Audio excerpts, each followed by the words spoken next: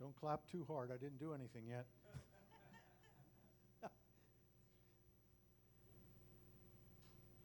Well, I'm very glad to be here this evening. Thank you. I'm going to sort of step forward here a little bit. Just, yeah, I'll just stop here. This is good. I just felt like I was too far away from y'all out there. I'm not Southern, so I don't mean y'all, but anyway, let me tell you, I'm very glad to be here this evening. It's my privilege. I've heard about Dr. Mike for years, as he said about me, but somehow we just never connected until recently on the phone and then again tonight. So when I came in, I was very impressed with your sanctuary as far as, wow, you fill this up? Okay. But at any rate, what I've been asked to speak about tonight is the shofar.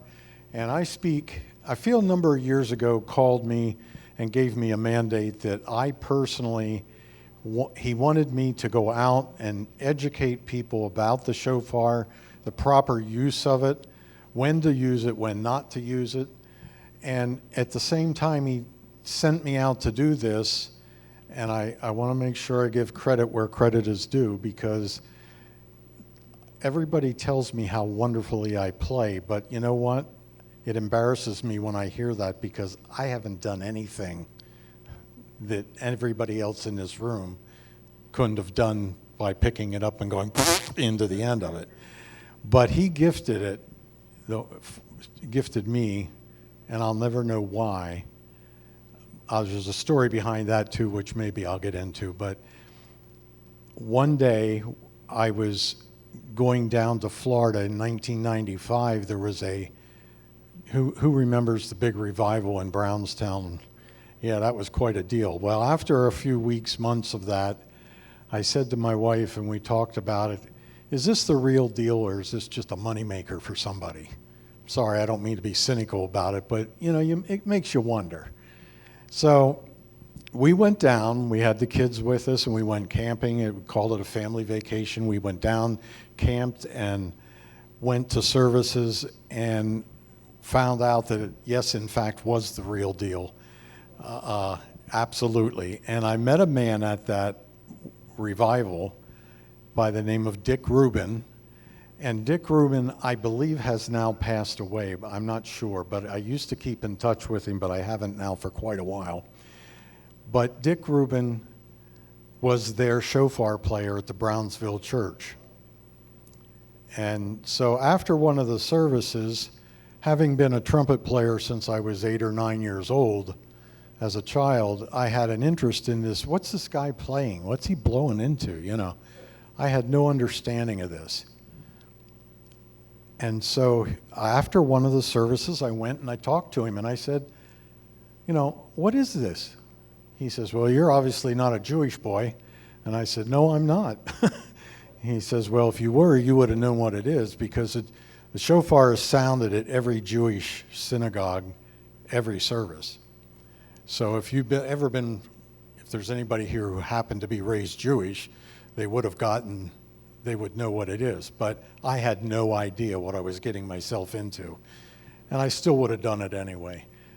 But anyway, he told me, he says, just go into the end of this horn and you'll get a sound out of it. And I said, may I? And he says, well, they're pretty hard to play and you're going to get a bunch of noise, but sure, go ahead.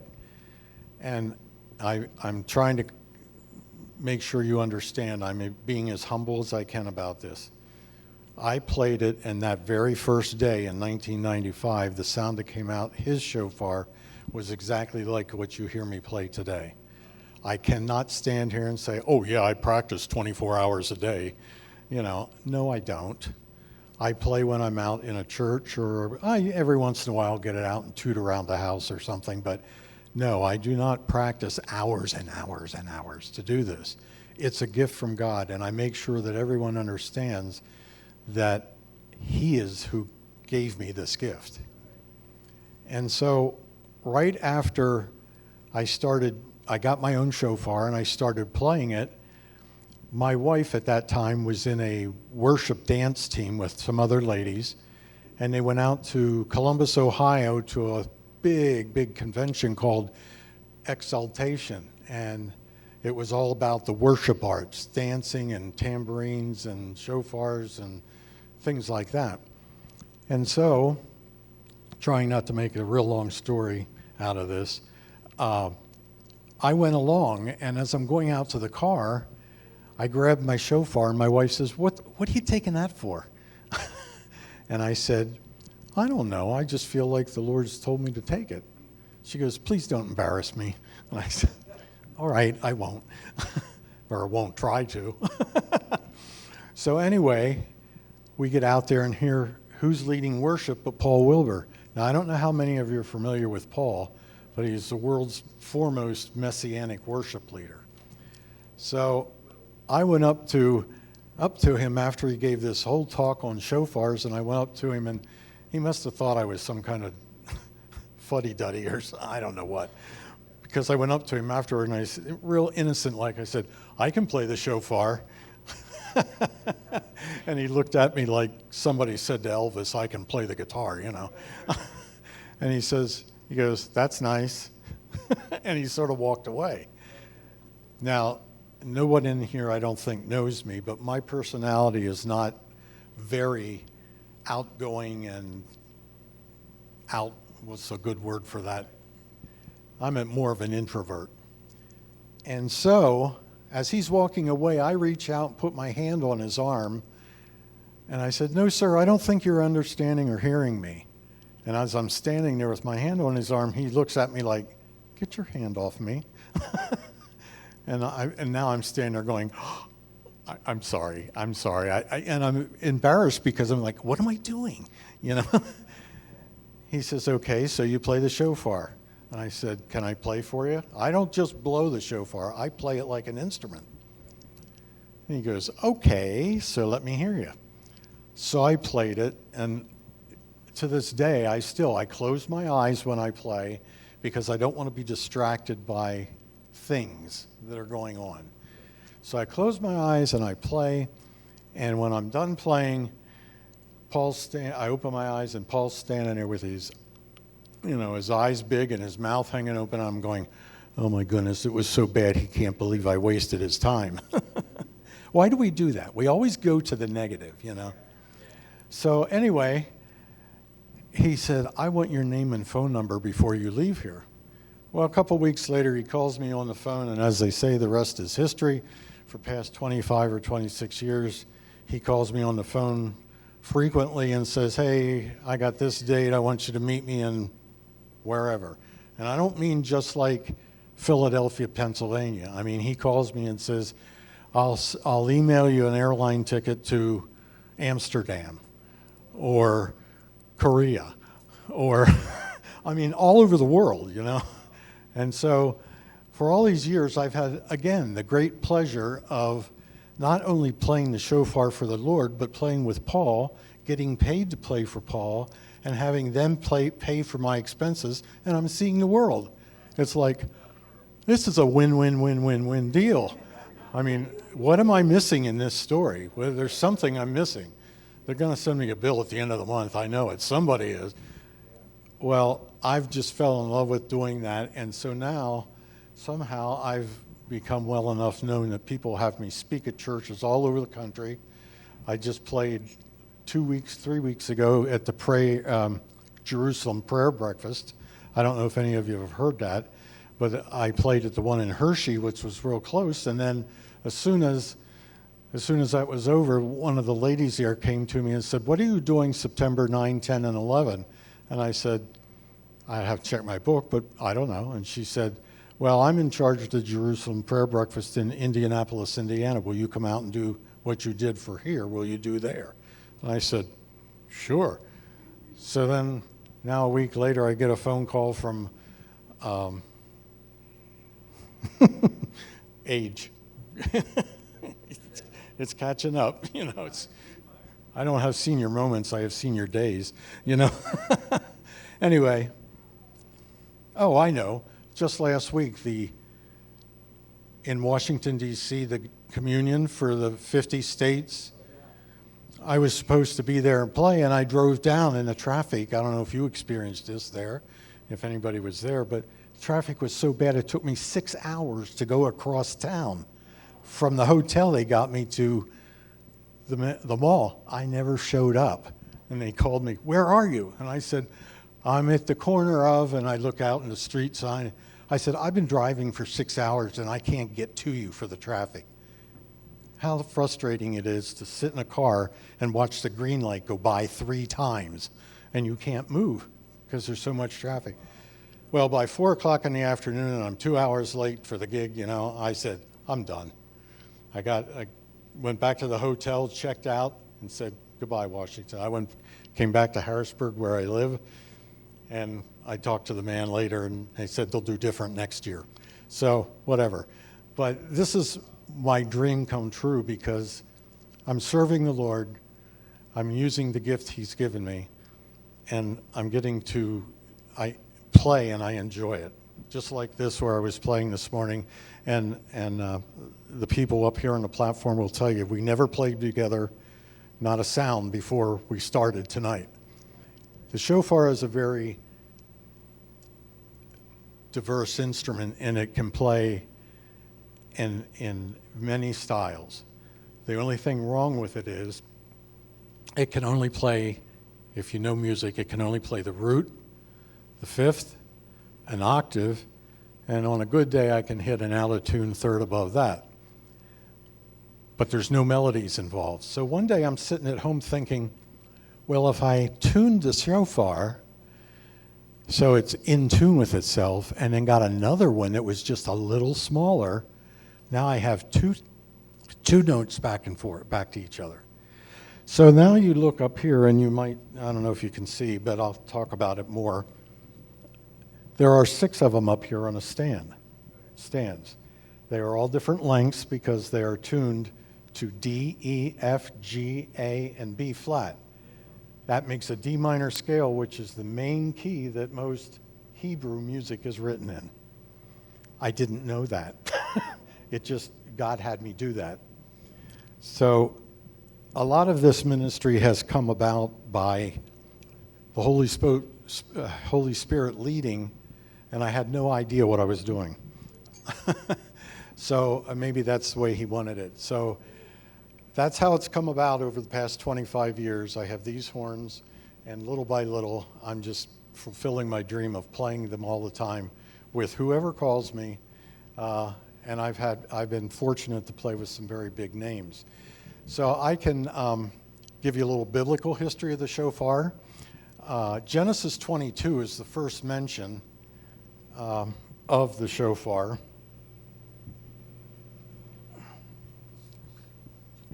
Genesis 22. Do you think anybody can hear me if I walk out to that? Oh, look at this. Thank you, brother. On top there like that? There's no candy bars on there, is there? No, that's perfect. Okay, so let's all turn to Genesis 22.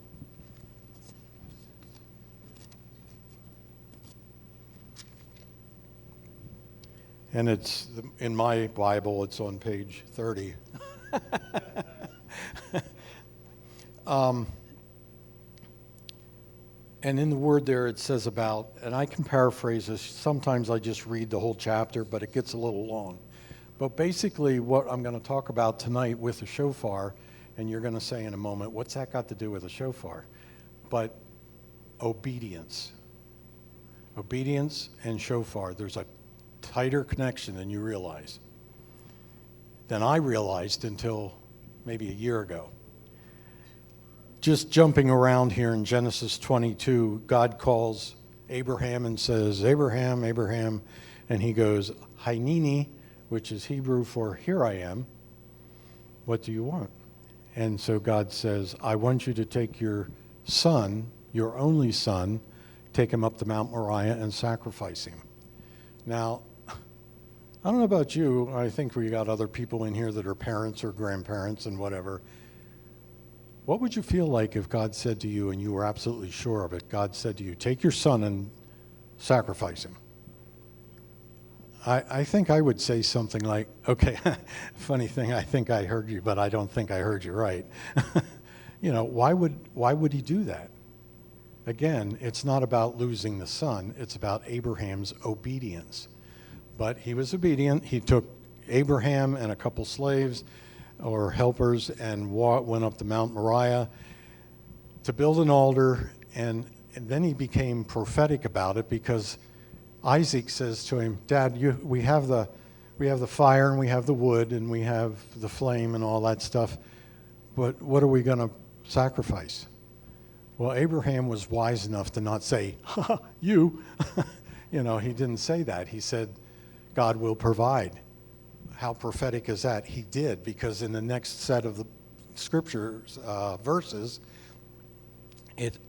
what happens is he ties up Isaac and he puts him on the altar. Now think about just that comment.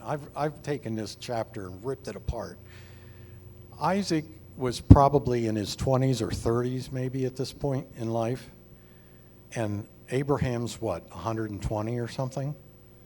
Now, do you really think, well, I was just with my son this afternoon, he's 37. Do you think I could overpower my 37-year-old son? I'm 71. Not a chance. If I was going to do something like that, my son would say, Dad, I love you, but no, you're not doing this. And so what I'm thinking is Isaac was obedient to Abraham just in what he said. Lay down, I'm going to tie you up and sacrifice you. Really? So they were both obedient, and as Abraham lifted the knife and was about to sacrifice him and then light the fire, God says, stop. Don't do it. I know now that you're obedient to what I've asked you to do. And at that same time, over and to the side in the bushes, I hear this noise, a ram stuck in the bushes, in the thicket, and he's making all this noise, and God provided that ram to be the sacrifice. Okay, and again, what's it got to do with a shofar? Because that ram, the two horns on that ram, were the first two shofars. One of them was said to be the one that was blown in Exodus 19 when the horn got louder, the voice of God got louder and louder. It was God sounding that horn. The other one is said to be in waiting for the rapture and the second return of Christ. That's when he'll play it then. So you see what, it all connects together, but not until you get under the surface.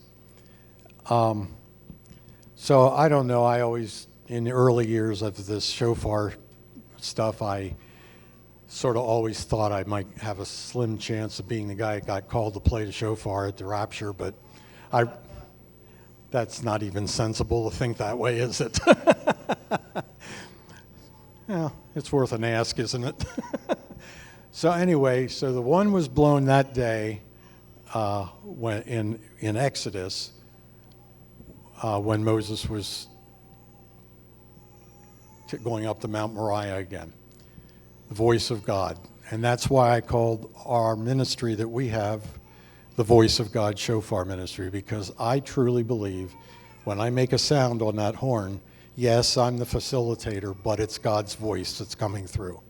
And it's speaking something to somebody somewhere. I was with Chuck Pierce in Germany one time, and it was the first time this happened, and it was the only time since that I mean, for me anyway, now maybe somewhere else, but Chuck is very prophetic, and he's walking around prophesying, and all of a sudden, clear as if one of you had stood beside me and said, whispered this in my ear, blow your shofar to what he's saying. And I'm like, no, that would be rude. But it kept coming and coming. So finally, I just started sounding it. Chuck started speaking in tongues and interpretation. I kept sounding the shofar. So for the first time, at least I'm aware of, we had a 45-minute long message in shofar with interpretation. I don't know if it's ever happened since, but it has not happened to me since. But that's when Chuck and Paul and I were in Germany ministering one time, and it was just like, and Chuck stood there and he said, all those people standing over there, he said, aim your shofar at them. And he said something in Hebrew, and I sounded the shofar. Here's something else only God can do. Must have been 300, 400, 500 people. I sounded the horn, and they all went down at the exact same time. Every one of them. And I went, yikes. What did I do, I mean, things like this, when you experience them, you don't believe it. But I saw it with my own eyes. And Chuck looked at me and said, watch where you aim that thing, I mean, but nevertheless, it's the power of God.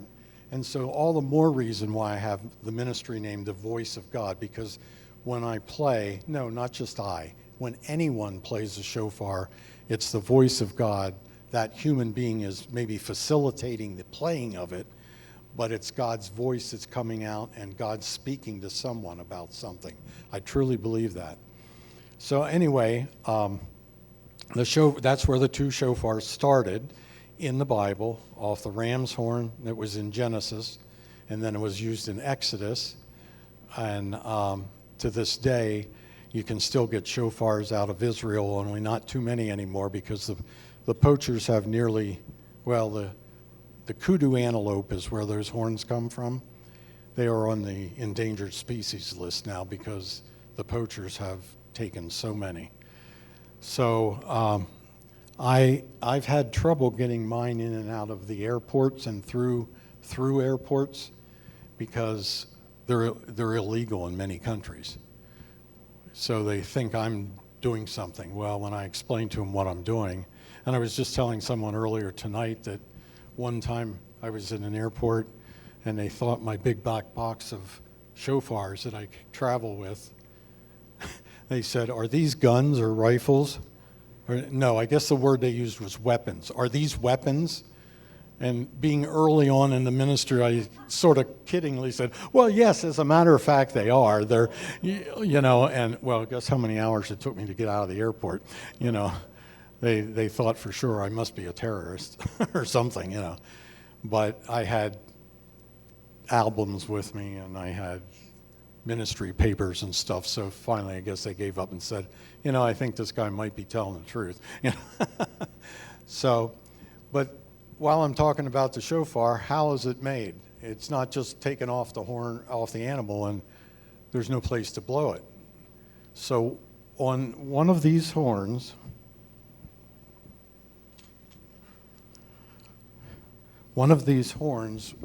they're all about that much longer than what mine are, because they go out to a point and they're like a razor blade point on the end.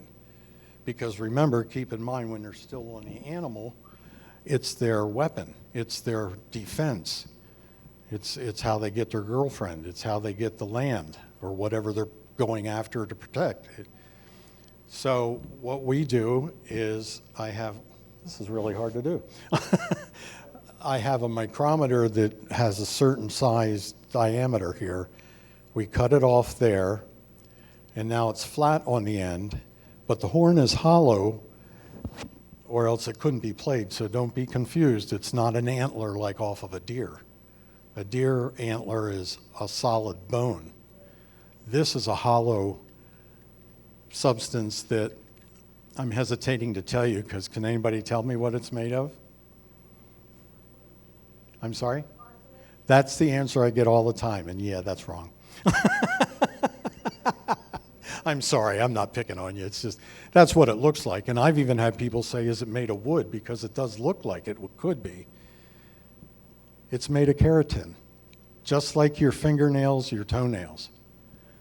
So look at the size of that toenail,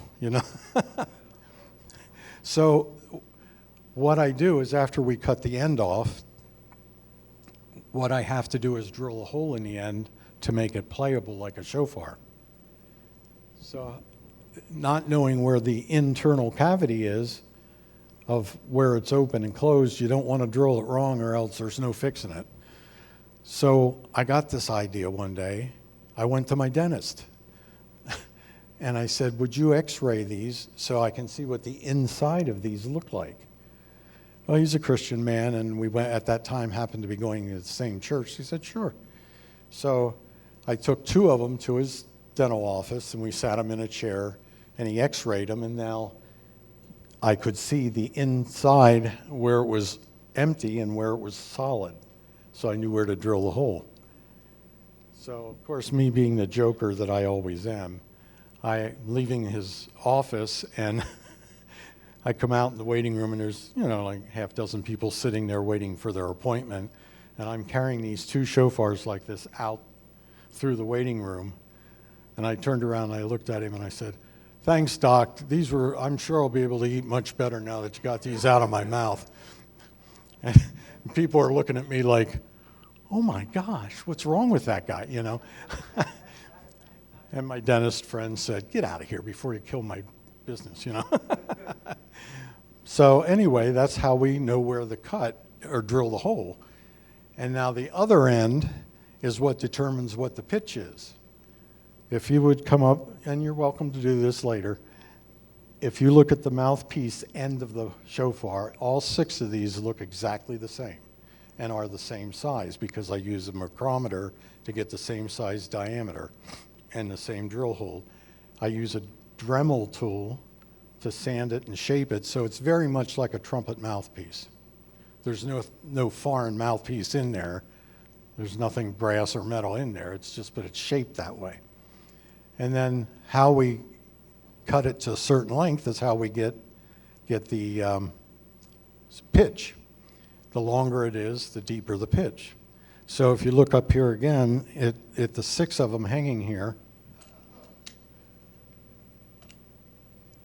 you can see the littler ones are A, B flat, and G, and the big ones are D, E, and F. And the longer they are, just like a band instrument, the tuba gets a much lower pitch than a piccolo because of the size difference.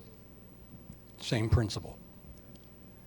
To my knowledge, there's only 2 of us that play these shofars like instruments. That's why I always say I don't blow the shofar, I play it. I play it like an instrument. Excuse me, I must get a drink of water.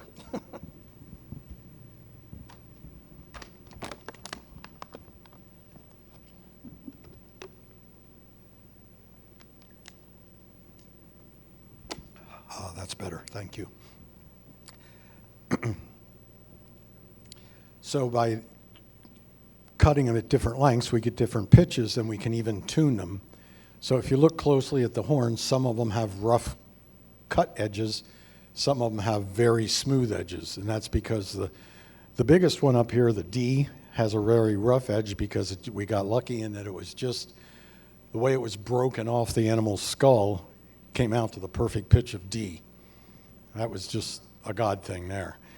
Some of them have very smooth edges because we have to grind on a sanding wheel or a grinding wheel. And again, if we take them too much, there's no turning back. Once we goof, we goof. So that's why one of the smaller horns used to be one of the bigger horns. And when we messed it up, all we could do is make it smaller to the next pitch we needed, because you can't put it back on. My dad was famous for saying something all the time to me that I always liked. When I was a kid, I never understood it. He said, oh, I cut it off twice and it's still too short, and I'm like, I don't get that, Dad. But anyway, so once it's off, it's off. So that's why I have these 6, and I'm not making any more because I don't want to mess any more up. Plus, they're very hard to get. So that's why I play them like a musical instrument. I have my degree in music, so I was a high school band director for a while and taught trumpet for many years. And anyway, that's why I'm into these as instruments rather than just shofar sounds. But I play them like an instrument. I don't just blast them.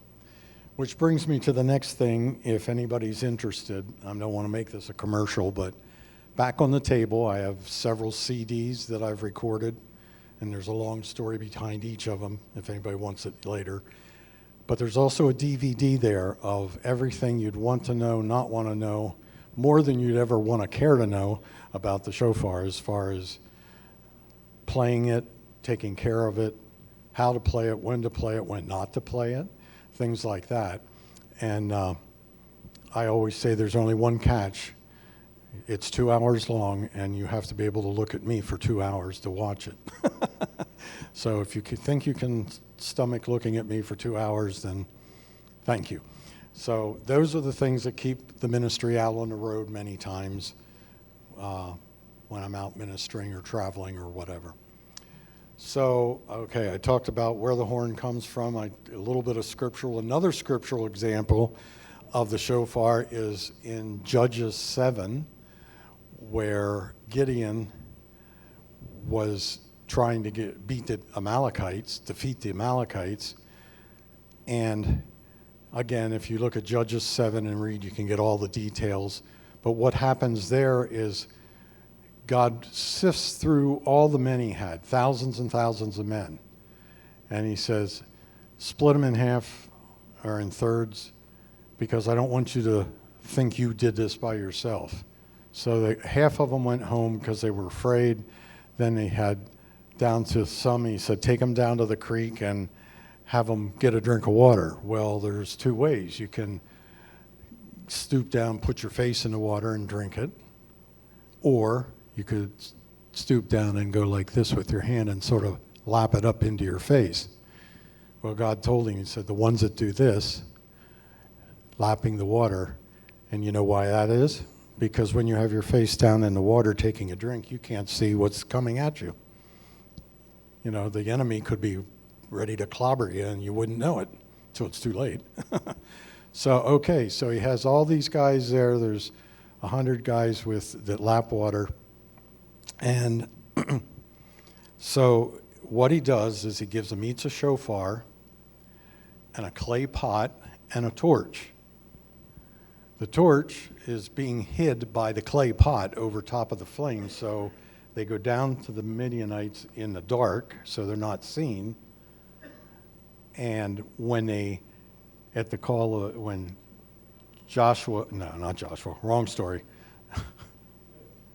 Gideon, here we go, senior day again. Gideon tells them to sound the shofar. They sound it. They break the clay pots, sound the shofar, and the power of the shofar is so strong that it confused all the Midianites in the camp, and they started turning on each other and killed each other. Because God promised him, he says, I'll give them into your hands without doing anything. You know, it's sort of like, so they sounded the shofars and stood there and watched them all kill each other. You know, it's like, that must have been sort of cool in its own kind of way. I mean, not that it's cool to kill each other, but you know what I'm saying. It's just, wow, God, look what you did this time. So, I mean, that's another story, and it's the shofar. There are like 86 references to shofars in the Bible, New and Old Testament, and it's always about how it's used by God for usually in communication of some sort.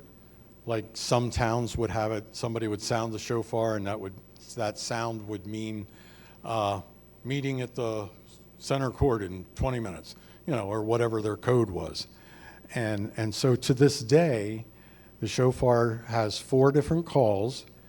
In the Hebrew Judaism church, there are 4 calls, and they all mean different things.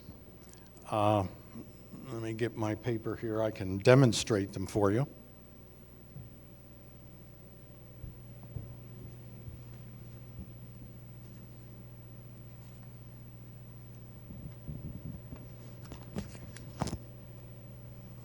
Okay. I left the paper back on the table back there, but anyway, I can still demonstrate them.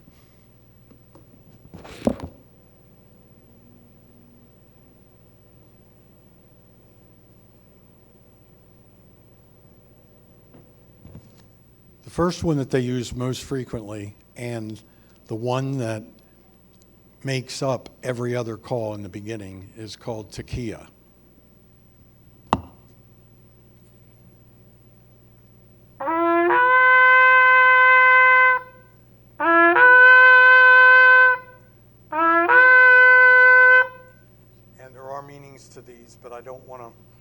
There are meanings to these, but I don't want to misquote them. I'm sorry.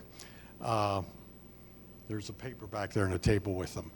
But one of them is wake up, become alert, we're going to have a meeting, stuff like that. Or they could have been determined ahead of time that when they hear a certain sound, it's going to be charged, like in the military. War.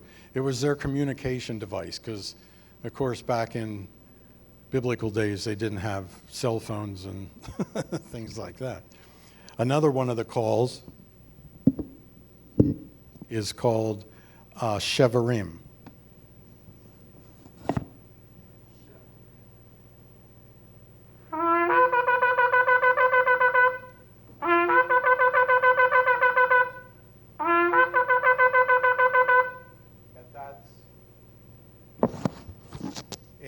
Asking forgiveness and crying out for our to repent of our sins. Another one is called, pardon me? Teruah, thank you. I don't know what's wrong with my brain today.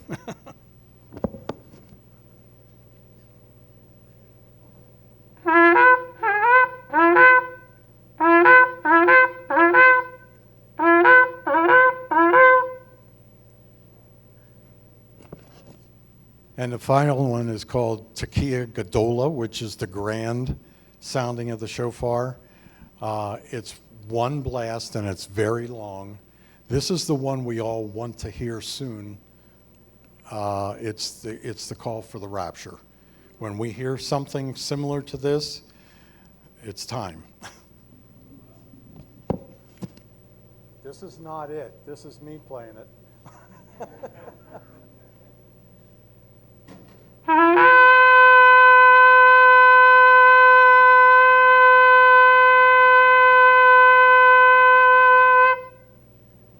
it'll go on and on and on.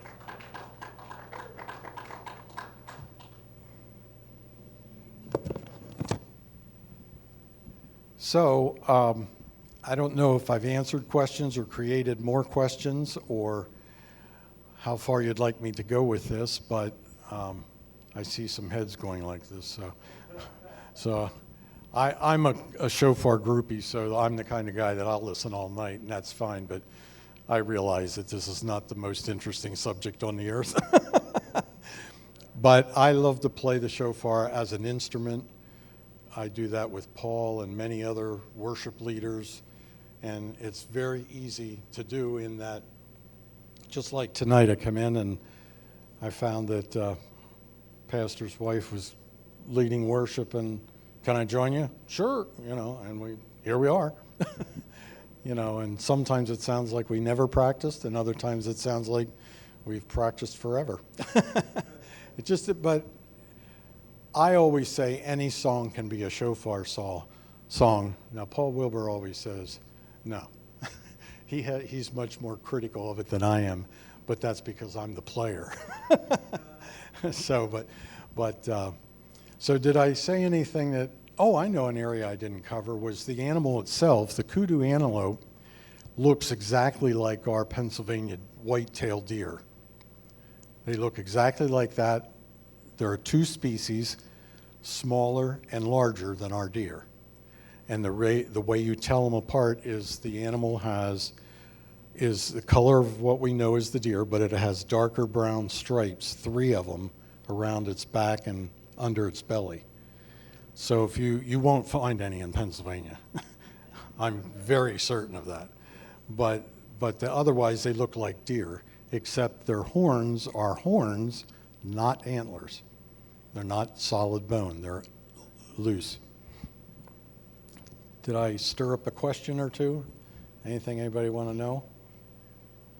Okay, there's one other subject, part of this, my ministry time, that I always share with people. And again, I want to make this perfectly clear. This has nothing to do with me, but it has everything to do with the power of God and what He has done. I was at a big conference down in Florida with Paul one time, and there was a prophetic speaker walking around down in, let's just say, in this kind of area, and we were all up here playing background music, and this man walks by and he stops and he looks at me. Now, it wasn't like our eyes just met. No, he looked at me with a jerk of the head like I just called his name. You know, I said, "Hey, Bob." And he turned his head. Only I didn't call him. And he looked at me and says, "I have a word for you from God." Suddenly, I found myself shaking in my shoes because I didn't know what was coming. What he said was, "God just told me to tell you, whenever you blow, the cancer must go." And that very day, we have documented proof now for over 15 years, pushing 20 years, people get healed of cancer, I'll say, when the shofar is, someone prays with them and then sounds the shofar over them. I used to say when I play it, but no. I have friends that call me on the phone and say, "Hey, I was praying for somebody in church and sounded the shofar and they got healed. What's that all about? Can you talk to me about that?" So what that's telling me is this is part of God's communication. He's using the same shofars and horns today that he used centuries and centuries ago as part of delivering his word back in Genesis, Exodus, and all through scriptures. I've been in meetings of church meetings where people have, one in particular I can think of, a man that was blind, and a woman, his wife, was deaf. Now on the surface, that's almost a comical thing. He can't see her, and she can't hear him. I mean, it's almost funny, but yet it's really not, because how do they communicate? They can't. So anyway, they were telling me about this. I prayed over them, sounded the shofar, and suddenly she started screaming. She was deaf, and this man was blind, and she was deaf. Now, I will clarify this. He was not totally blind. He was legally blind, and he was wearing very thick glasses.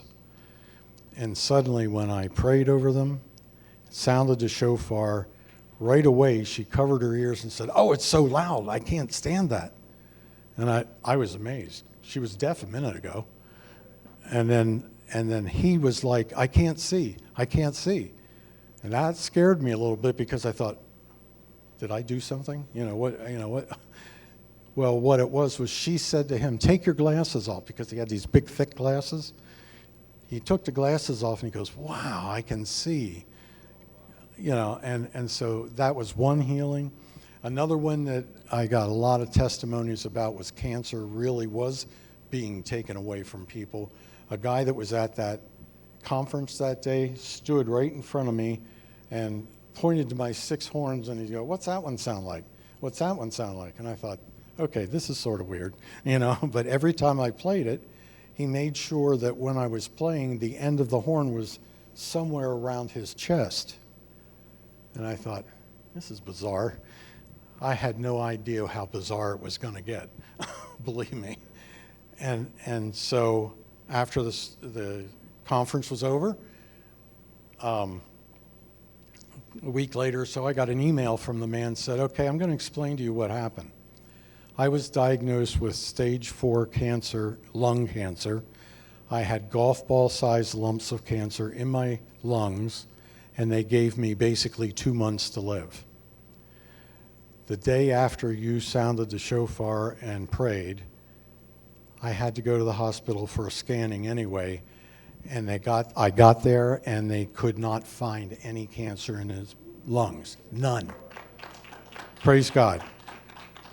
Well, the doctors didn't want to believe that, so they sent him to another place because obviously the scanner failed, wasn't working right. Well, he went to 2 or 3 different places, and none of them showed anything. Now, they gave him 2 months to live, and that was been 20 years ago. I still get an email from him about 2-3 times a year. It says just, "Hi, Don, still here, still breathing." And I always go, praise God. I mean, And this man was not very old. I would say in his early 30s. And he's still breathing, still there. One of my favorite stories to tell about healing from the shofar is one day before I was retired, I was at my office, and this lady came with her husband, and they were carrying this German Shepherd dog. Beautiful animal, but he just was like so weak, and you could tell he was near death. He was very weak, and it was just a younger dog too. And she says, I got reports about people that are being healed by sounding the shofar and getting healed of cancer. And I said, yeah. And she said, do you think God would do that for a dog? I said, well, dogs are he created the dog. Why not? I mean, I had no idea, but that was the best thing I could say. I didn't want to discourage her. So we went outside. Her husband brought the dog over and laid him in the grass. And I ran my hand across his back, and I could feel all these big lumps under the skin. You know how the dog's skin sort of moves? There was big lumps underneath that fur. So I sounded the shofar, prayed for him, and he just laid there. Nothing. And I'm like, okay, Lord, can we do this, please? And we prayed again, still nothing. And I said to him, well, God's will be done, so there is a reason, but I can't tell you what it would be. So they took the dog and went home. 1 week to the day, almost to the same hour, they came back and asked me to come outside where we were, and I did. I came out. He opened the car door, and this dog came flying out the door, ran at me, I'll exaggerate and say 40 miles an hour. And he ran to me. When he got to me, he stood on his hind legs, put his front legs on my shoulders, and hugged me and was so excited. And I said, I want to believe what happened, but what happened? And the man told me, he says, during the night, they heard this sound downstairs in their home. And they didn't know what it was. So he's going through the house, flipping on lights, thinking, is somebody broke into our house or what, And he got down there, and here's the dog playing with a ball downstairs in the living room. And they just both stood there in the middle of the night like, yesterday this dog didn't have enough strength to walk. And tonight he's playing with a ball. So they brought him to me the next day just to show him off to me. And I'm just convinced that's where I learned the difference between a miracle and a healing. A healing takes time. A miracle happens right now. So in prayer, don't ask me why, but for one reason or another, there was healings and there were miracles. So anyway, this dog was healed too, and they brought him back to me a number of times, and he'd run around the parking lot where I worked, and he was just the happiest dog, night and day from what he was. And now I know this is where it gets a little weird, because I've prayed over fish, I've prayed over birds, I've prayed over grandma, I've prayed, and it's not funny, but yet it's faith. People have faith. What I've learned through all this is people are desperate for healing. Some people are very desperate, and they'll try anything to get into the vein of healing. And so if you go to my website, which is voiceofgodshofars.com, you can read other testimonies, and we have other products on there too as well. One other thing I did not mention. Well, I'm having a rough day here,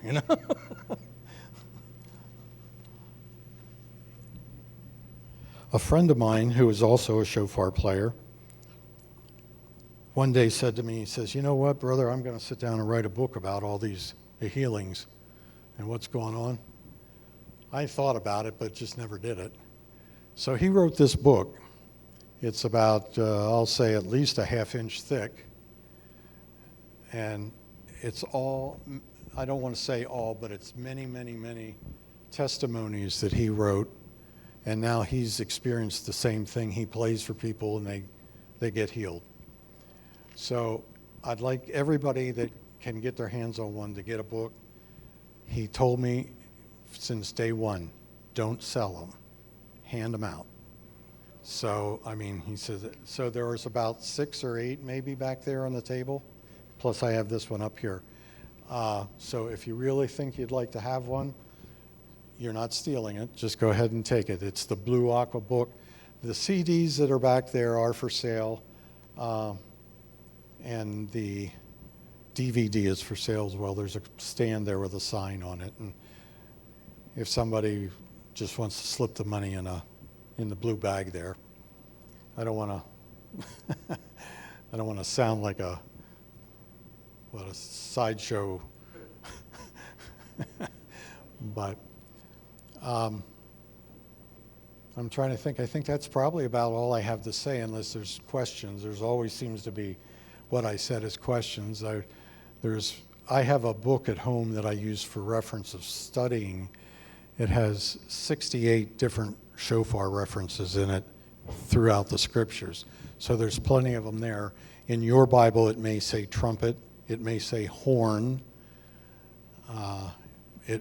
The only book that uses the word shofar is the Hebraic edition, because that's Jewish, that's Hebraic. All the other NIV and all the other King James and all those, they all say trumpet, horn. There's another word. Oh, and even in Revelation, they say silver trumpets. Now that's a little different animal than this, but so, any questions? Did I stir up anybody? Did I wake up anybody?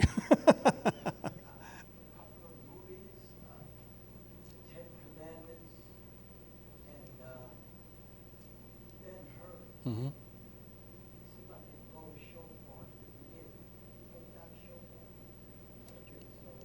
You know, I don't know, because I don't know those movies well enough. But I can tell you, if you're familiar with any of the 700 Club's super books, cartoons for kids, any shofar in there is me. I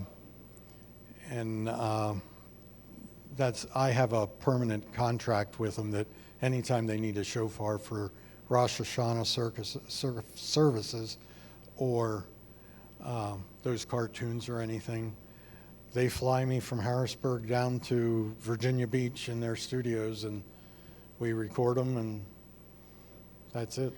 So I'm trying to think. Yeah, and I was on Sid Roth where we sat and talked for a while. In fact, my wife was one of the testimonies on the Sid Roth interview. She was in a car accident, and she had severe neck and shoulder, neck, and skull damage from being rear-ended at like 60 mile an hour. And she'd been to all kinds of specialists. And of course, that's why they say doctors are only practicing. I mean, I'm not trying to offend anybody, but so one time I'm going off to Texas to play down with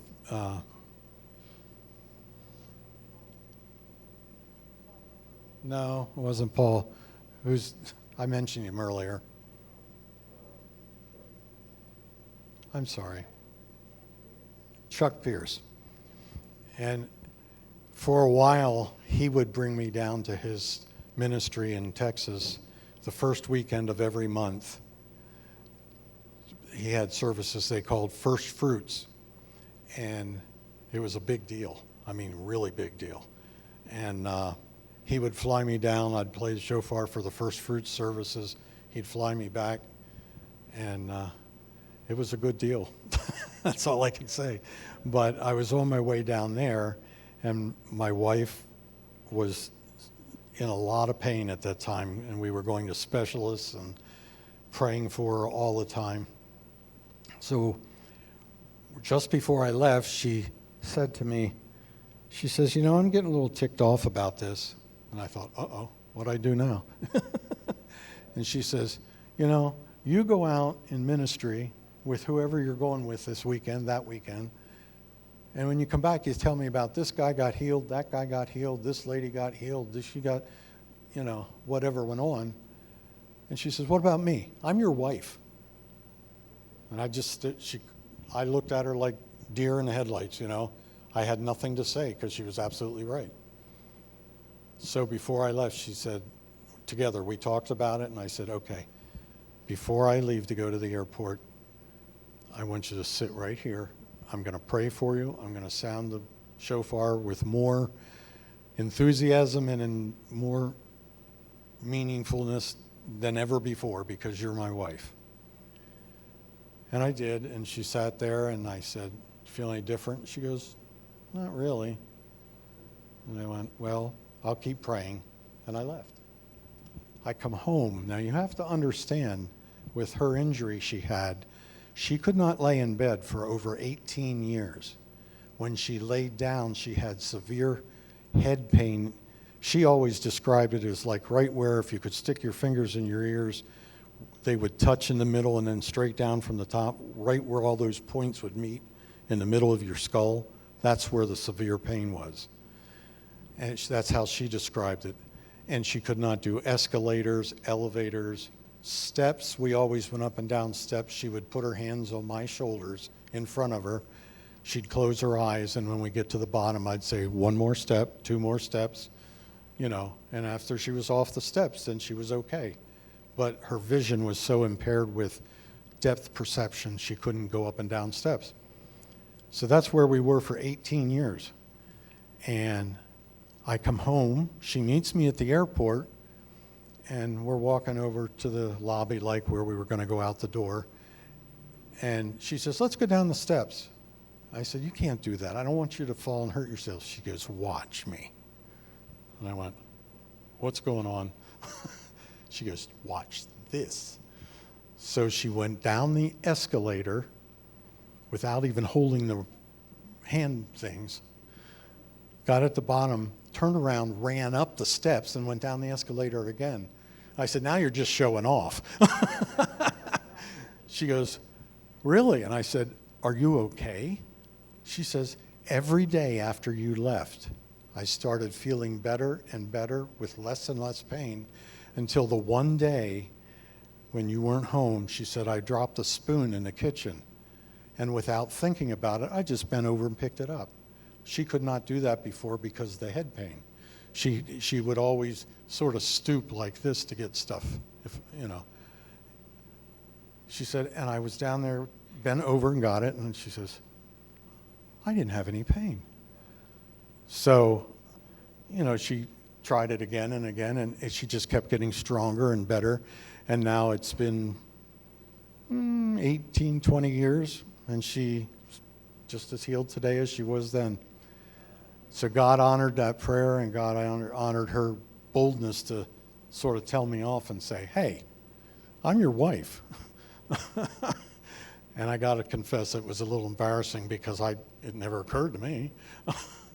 Sometimes the closest things are the hardest ones to see, But anyway, so if you watch this one Sid Roth television interview, they reenacted it and everything, and Sue and I are both on his show and talking about that healing, and that was on Sid Roth. But anybody want to ask anything? Yes. The kudu antelope is all over northern Africa and Israel, Egypt, that whole region of northern Africa and parts of Israel. But they're getting very scarce everywhere. All of a sudden, the charismatic church movement has created a high demand on the shofars. And so they had, I don't know who does this, but they put them on the endangered species list, or else they're going to become extinct. But my set are all about 25 plus years old, and they're as good today as they were then. I keep them well oiled with a kind of oil that I make myself, And I had to experiment quite a while before I got the right mixture. You can get that on my website too. Sorry, I just can't stop selling you something, can I? I'm sorry. Have you ever blown the ram's horn? Yes, the biggest difference between a ram's horn and a kudu antelope horn is a ram's horn is not round. It goes round and round like this, but at the point end it's flat. So if you cut it off, it's shaped like a football rather than a circle. And they're very difficult to play. I can't play one. I mean, I can get some noise out of it, but I don't. I have one at home, but I don't take it anywhere because it would ruin my reputation. I don't want anybody to hear me sound like that, you know. But yeah, but that's the biggest difference, ram's horns. There's a lady down at I don't know if any of you have ever heard of a place called the Carpenter Shop in Wildwood, New Jersey. It's a boardwalk little church, and I'm there at least once, if not twice a year, every year. And there's a lady that's a member there that's always there when I go anyway. She's probably there all the time. But she plays a conch shell. And at first, my expression was pretty much like that. Like, what's that? You know. But she plays it very well. And she plays it like a shofar, only it's a conch shell. You know, the shells that are round. And she just cut the point end off. And when she holds it up and plays it, it's the exact same situation, same thing. That's not really scriptural as far as I know, but it does the same thing. You know, she's good at it. Oh. Well, if there's no other questions, then I'll give it back to Pastor Mike, if he's around.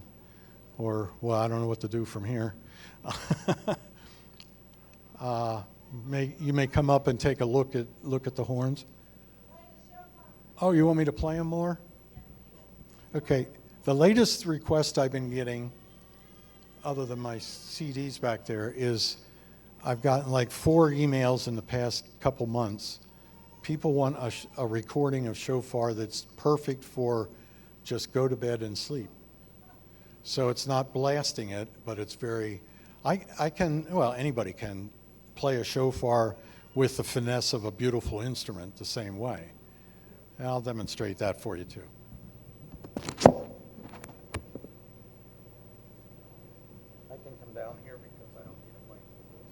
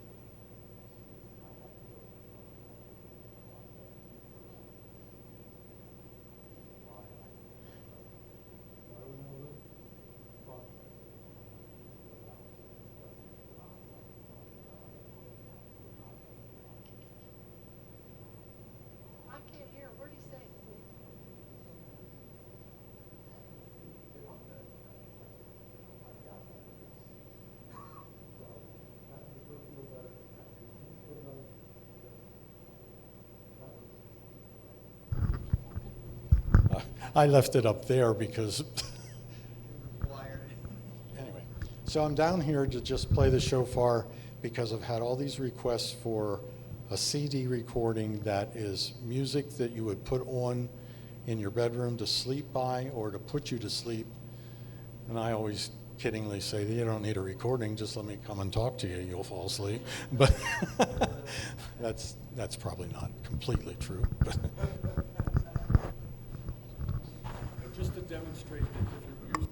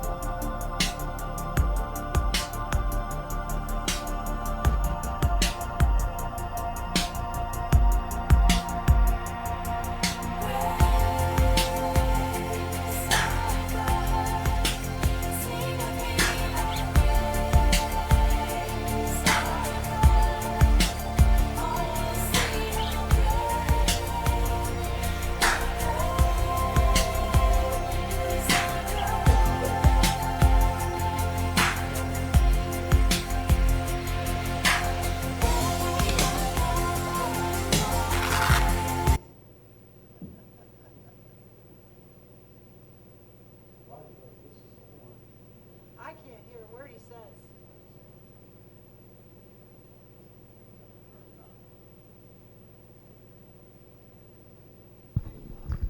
I need to get one of those mics that you clip over your ear and goes in your face so you can walk around, and I need to get one of those. This is the horn I was holding in my hands when I was prophesied about whenever I blow, the cancer must go. So whenever I'm having a healing ceremony or playing the shofar over someone for healing I always use this horn. I've even seen where God healed somebody without me even playing the horn, because it was in a hospital and the man was on his last days, and he was a good friend of mine. Well, he was a school teacher I had when I was a kid.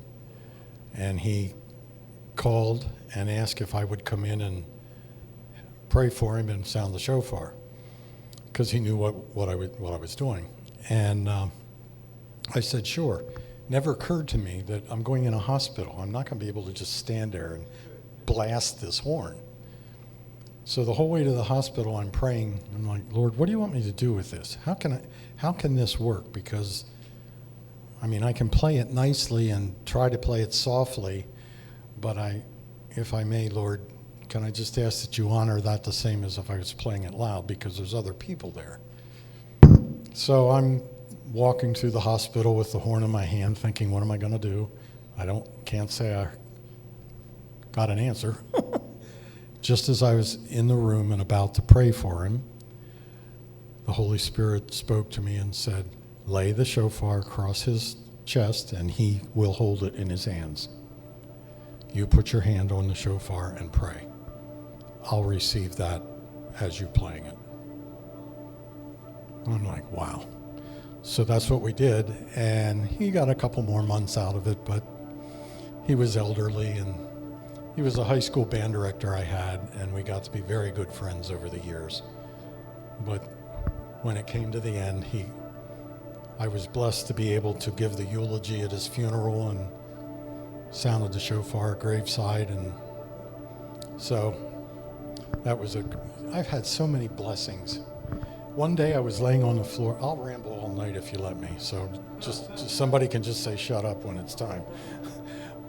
One day I was laying on the living room floor at my house praying, and I just sort of got overwhelmed with tears and emotion, and I'm laying there on the floor crying and calling out to God, and every day these phone calls are coming in about to go here, go there, do this, do, and so I'm like, Lord, why me? Why is this happening? What did I ever do to deserve this? Or what? I just didn't understand the whole thing. And I said, my exact words were, at one point I said to the Lord, I said, who am I that you would choose me to do this? And it was one of the 2 times I heard the audible voice of God. He said to me, just like one of you were standing beside me and said it, he said, well, tell me, who is anybody else? Oh, now I'm really crying laying on the floor, I mean, I'm sort of an emotional guy as it is, and then go through that stuff. So I've been so blessed, more than I can tell anybody, what God's done. The others, I know everybody's going, oh, he said one of the 2 times. What was the other one? Everybody wants to know what the other one was, doesn't it? I had just opened my new business. We bought a building, renovated it. I was in debt, not just up to my ears, up to somebody's ears that was standing on my shoulders. And now we're open, and we're doing okay, but all of a sudden, 30 days later, all these bills hit the desk. And I'm like, oh my gosh, look at all these bills. And then I looked at the checkbook, and the checkbook's sitting there laughing at me because, ain't gonna make it. And I'm like, oh my gosh. And I'm getting really scared. And I'm calling out to the Lord. I said, what am I going to do? I thought I was in your will by opening this store. I prayed about this, and I thought I heard from you, and blah, blah, blah, blah. And I just kept whining and whining and whining. And he says, again, just like one of you were standing right beside me, he said, would you just relax? And I was like, who said that? He said, you will have everything you need when you need it. And I'm like, really? Thank you, Lord. And you know what? That was 34 years ago. And oh yes, there's been some tight times, money-wise and pay the bills. But you know what? Not one of them was ever late because he kept his promise. He's been faithful all these years. Of course, he's never more than a minute early. I'm sweating bullets because I got to mail this tonight. And then that afternoon, some guy comes in and buys a $3,000 instrument or something, whatever. But he promised me that you will have what you need when you need it. And that's not something I take lightly. Not at all, because I don't want him to ever feel I'm being taken for granted, you know. Because the anointing on the shofar, along with things like him speaking to me, could be all blown in a moment if I just disrespect him, don't obey him, whatever, all the rules of the book, you know. I can blow it instantly if I'm not careful. So, having been said that, you've been a great audience tonight, or group to speak to. If you have other questions, I'm still here. I'd love to come back again sometime.